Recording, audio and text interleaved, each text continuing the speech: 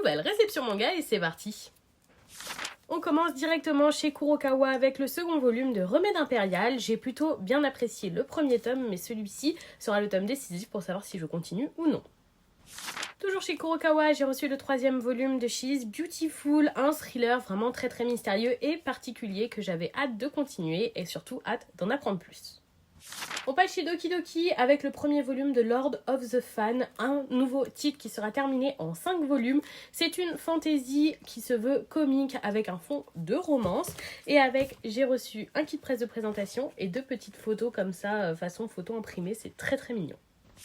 On reste chez Doki Doki avec le second volume du titre Aux côtés du dieu loup. Le premier tome m'a fait une très forte impression. Je pensais qu'on allait avoir un récit enfantin et finalement on est sur quelque chose de plutôt sombre et très sympathique avec de superbes planches. J'avais hâte de continuer.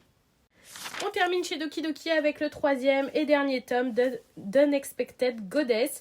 Je suis assez curieuse de découvrir la fin de ce titre. Pour moi, ça a l'air d'être très prématuré de finir à ce tome, donc je suis vraiment curieuse de lire son contenu. On passe chez Taifu Yuri avec un nouveau Girls Love. Il s'agit du premier volume de Coup de foudre dans ta face. Je suis curieuse, ça fait très peu de temps que je lis des Yuri et en général j'ai du mal à accrocher. Donc voilà, celui-là pique ma curiosité, j'espère que je vais l'apprécier. On continue chez Taifu Comics cette fois-ci avec un nouveau webtoon adapté au format papier. Il s'agit de Kingsmaker.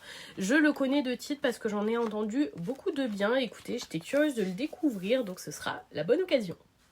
On passe ensuite à mes achats du mois de janvier. Comme vous le savez, chaque mois je m'autorise 5 mangas neufs pour compléter mes séries, donc souvent des suites de séries, et je vais vous les présenter de suite. On commence chez Michel Lafon avec le 8e et dernier tome d'Hellfire Messenger. J'ai beaucoup aimé ce shonen jusqu'ici et je suis curieuse de voir le dénouement.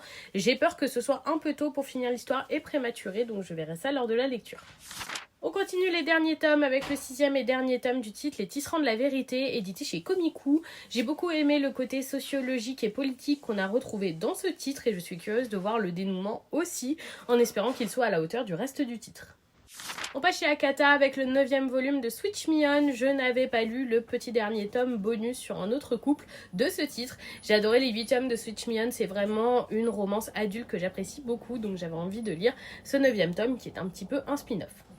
Et on termine mes achats avec les tomes 4 et 5 du webtoon Navilera Like a Butterfly, édité chez K-Books. Un énorme coup de cœur pour ce titre qui est un de mes webtoons préférés, extrêmement touchant. Je pleure à chaque lecture et je trouve cette lecture très belle. J'ai hâte de pouvoir continuer, c'est vraiment un titre à ne pas manquer. Et voilà pour cette réception, dites-moi si certains titres vous tentent ou si vous en lisez certains. Et surtout, bonne soirée tout le monde!